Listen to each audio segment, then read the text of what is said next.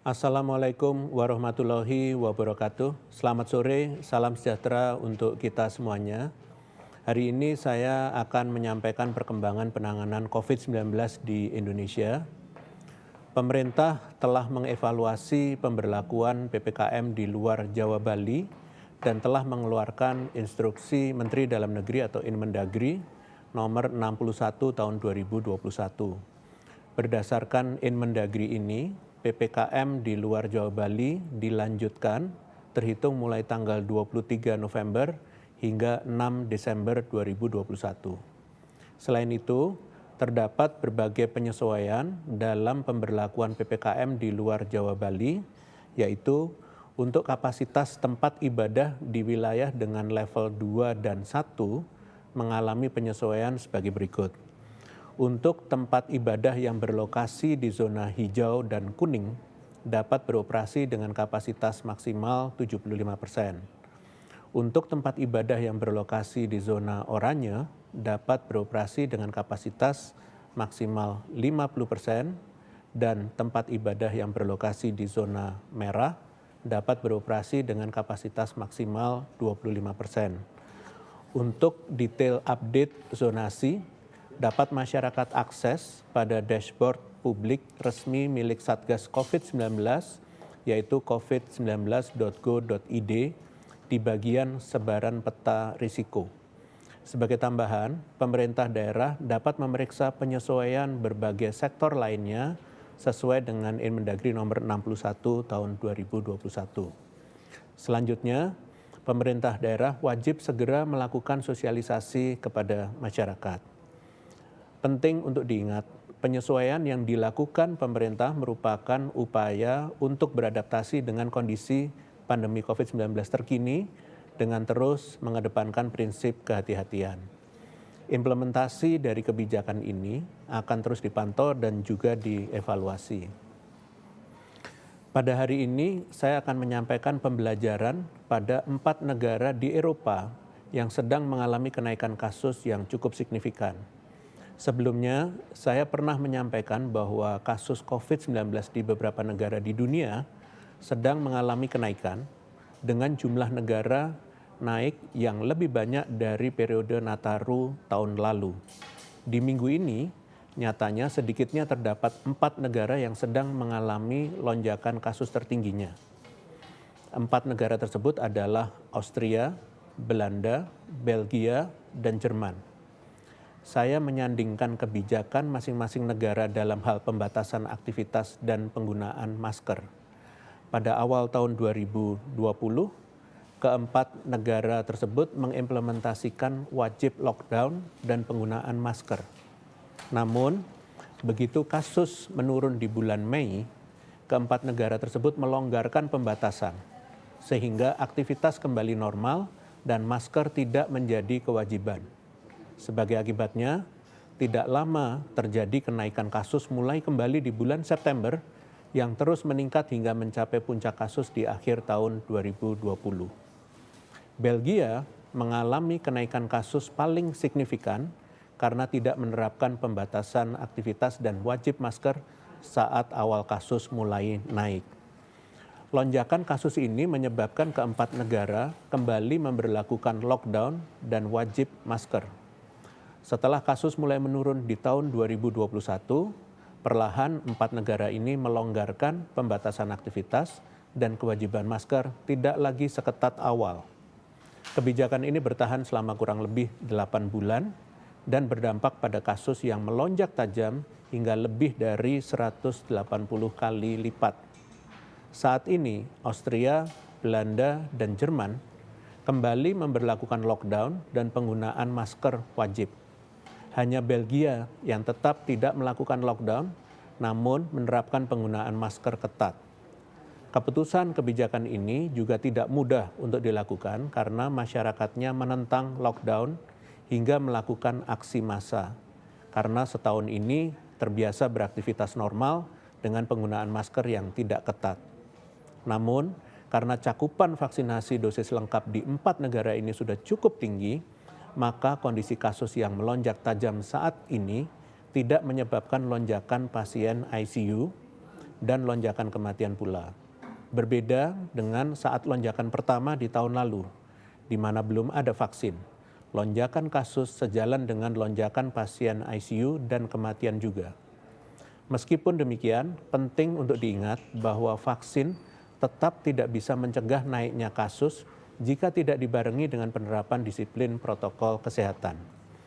Dari kenaikan kasus di 4 negara ini, kita dapat mengambil beberapa pelajaran bahwa pembukaan aktivitas masyarakat yang terlalu tergesa-gesa dan tidak menerapkan prinsip kehati-hatian dapat mengakibatkan lonjakan kasus yang sangat tajam. Penerapan kebijakan yang kurang tepat dapat memicu resistensi dari masyarakat terhadap perubahan kebijakan yang tiba-tiba dan berpotensi menimbulkan ketidaknyamanan. Kepatuhan protokol kesehatan, terutama memakai masker, sangat berpengaruh besar dalam menekan penularan. Kebijakan bebas masker, meskipun sudah vaksin, tetap tidak bijak untuk diterapkan karena masker adalah tameng utama kita dalam melawan pandemi COVID ini. Kebijakan di suatu negara perlu diselaraskan dengan negara atau wilayah yang berbatasan langsung karena lonjakan kasus yang terjadi pada satu negara dapat mempengaruhi lonjakan di negara atau wilayah lainnya yang berdekatan. Cakupan vaksinasi yang tinggi terbukti dapat mencegah keparahan gejala pada pasien COVID-19 sehingga juga dapat menurunkan potensi kematian akibat COVID-19. Untuk itu, sekali lagi, Indonesia perlu berhati-hati dan penuh kewaspadaan dalam menyambut periode Natal dan Tahun Baru nanti yang sudah di depan mata. Adanya lonjakan pada berbagai negara di dunia tentunya harus menjadi pelajaran agar kita tidak mengalami lonjakan kasus seperti banyak negara lainnya saat ini. Persiapan yang kita harus lakukan adalah kepada gubernur, bupati, dan wali kota untuk terus memantau tren kasus baik secara nasional maupun wilayah masing-masing.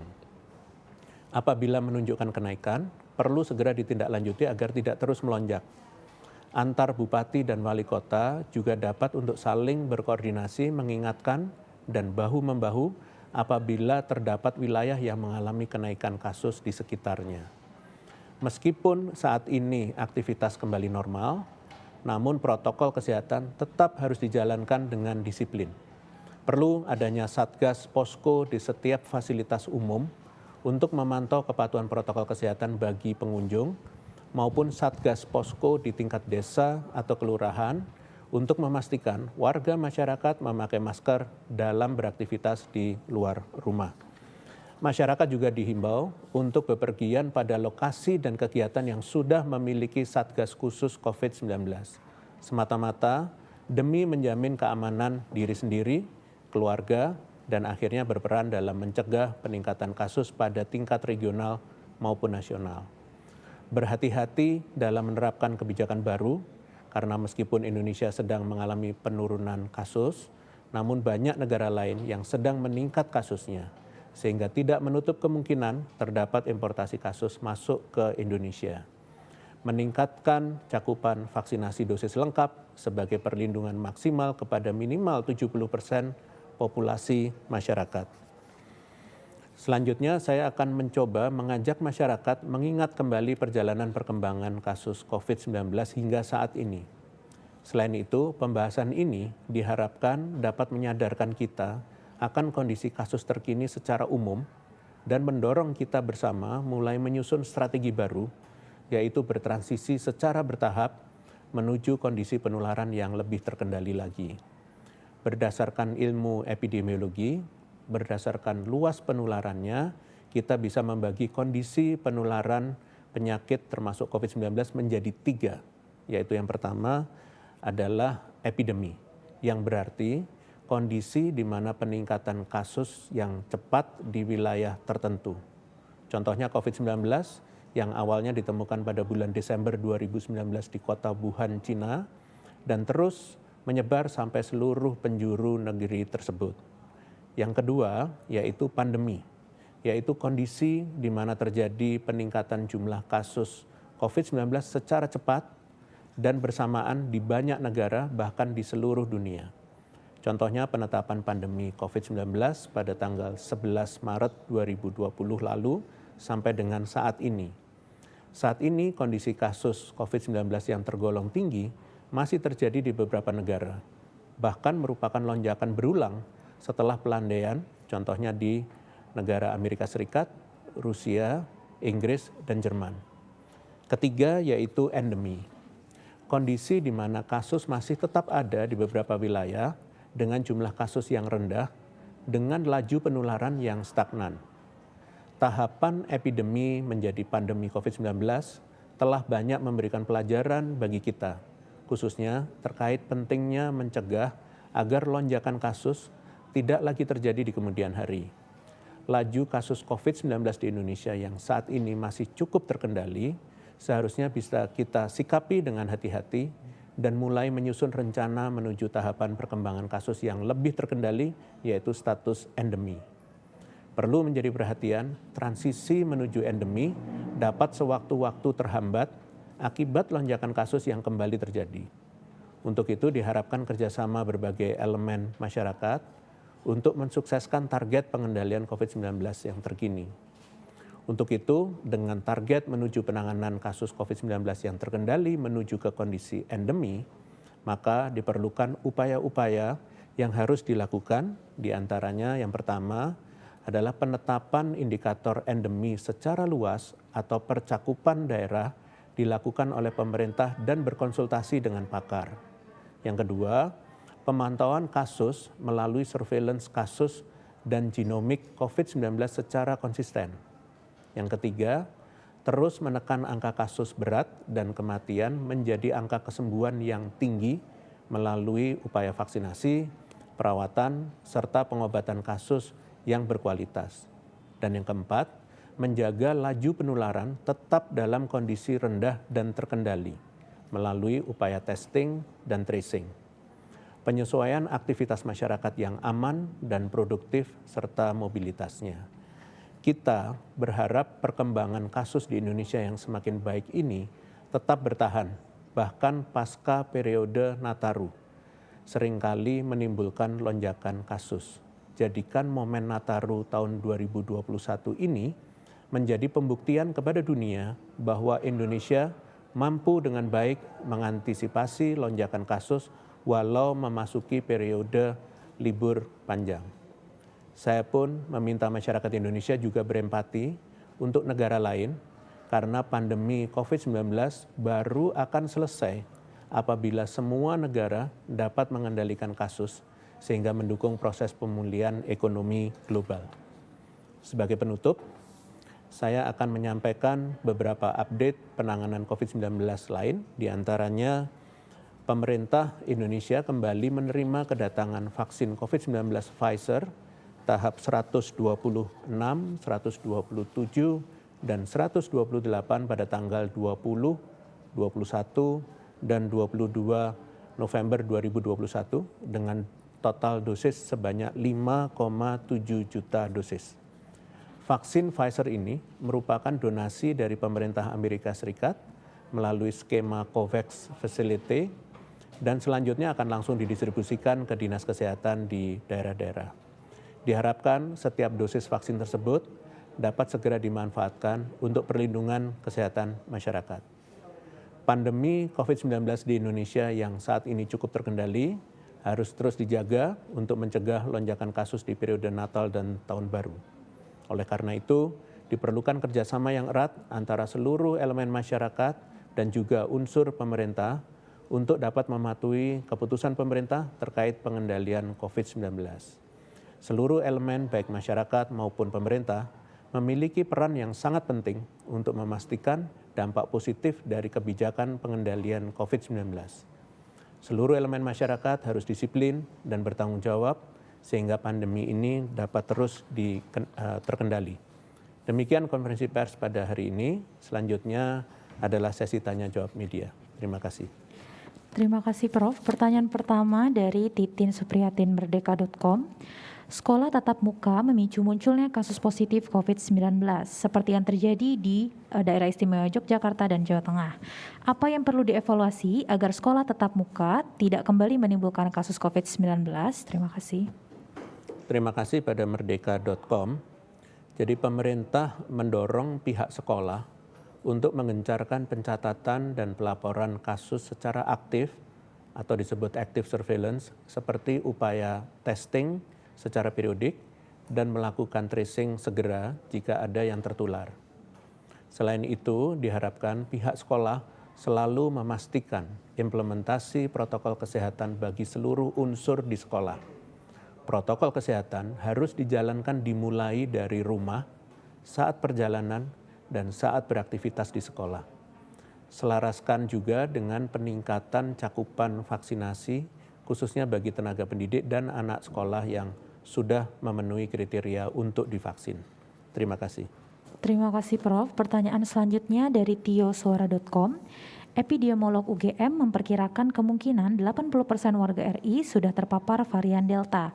Apa ini yang menyebabkan kasus turun drastis dan Indonesia sudah membentuk kekebalan komunal atau herd immunity? Terima kasih pada suara.com. Saat ini serosurvei antibodi SARS-CoV-2 masih terus bergulir dijalankan di 34 provinsi di Indonesia yang mencakup sekitar 1.000 desa dan wilayah aglomerasi.